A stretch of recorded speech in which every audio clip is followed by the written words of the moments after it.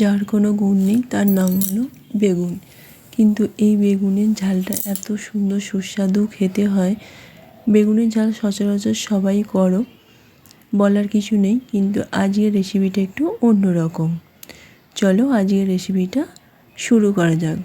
By the way, আমি মৌমিতা। বেগুনগুলো সরু সরু ফালি করে কেটে নিয়েছি। একটা বেগুন 4 ফালি করেছি। ভালো করে পরিষ্কার করে ধুয়ে নুন হলুদ মাখিয়ে নিয়েছি। গুণ নাই থাকুক, কিন্তু ভালোভাবে রান্না করলে তার গুণ ঠিকই পরিচয় দেয়। গুণের পরিচয়টা ঠিকই পাওয়া যায়। কড়াতে সর্ষের তেল দিয়ে দিয়েছি, এটা সরিষার তেলেই করব। বেগুনগুলো এবার লাল লাল করে একটু ভেজে নিয়েছি। মশলাটা এমন কিছু নয়, সাদা সর্ষে, পোস্ত, সাদা তিল আর কাঁচা লঙ্কা। এতে কালো সর্ষেটা দেব না, সাদা সর্ষেটা দিলে বেশি টেস্ট হয়। ওই বেগুনের ভাজা তেলেতেই শুকনো লঙ্কা আর কালো জিরে ফোড়ন দিয়েছি। সর্ষের কোনো রেসিপিতে কালো জিরেটা ফোড়ন দিলে বেশ খেতে ভালোই লাগে। ফোড়নটা হয়ে গেছে, এবার বাটা মশলাটা দিয়ে ভালোভাবে একটুখানি কষাতে হবে। সর্ষে দেওয়া আসে, বেশিক্ষণ কিন্তু কষালে হবে না।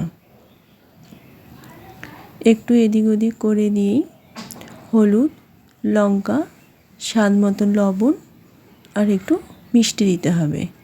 দিয়ে ভালোভাবে আবার এটা কষাতে হবে একটু তেল ছাড়া পর্যন্ত। এই ঝালটা একটু তেল পিটপিটেই হয়, তবেই এটা খেতে ভালো লাগে। এর স্বাদটা আরও দ্বিগুণ করার জন্য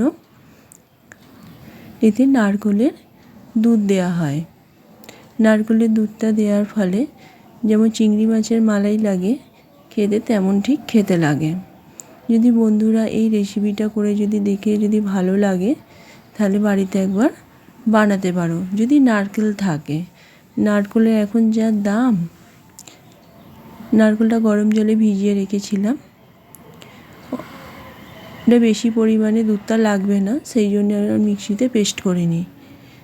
নারকেলটা মিক্সিতে পেস্ট করে গরম জলে ভেজালে অনেকটাই নারকেলের দুধ পাওয়া যায়। মশলাটা কষানো হয়ে গেছে, এবার নারকেলের দুধটা দিয়ে দিয়েছি। নারকেলের দুধটা দেওয়ার পরেও ফুটে গেছে, গ্রেভিটা বেশ ঘনই হয়ে গেছে। এবার ওপর থেকে ভাজা বেগুনগুলো দিয়ে দেব। এমন কিছুই ঝামেলা নয়, নিরামিষ দিনে তো খুব ভালোই লাগে। এটা আমি নিরামিষ দিনেই করেছিলাম। যদি বন্ধুদের ভালো লাগে তাহলে একটুখানি করবে আর কমেন্ট বক্সে জানাবে কেমন হয়েছে। এটা রুটি দিয়েও খেতে ভালো লাগে, মাঝে সাঝে এটা রুটি দিয়েও বানিয়ে ফেলি। এবার ওপর থেকে একটুখানি ধনেপাতা দিতে হবে। এখন ধনেপাতা তো আছে, সেজন্য একটু ওপর থেকে ধনেপাতাও দিয়ে দিলাম।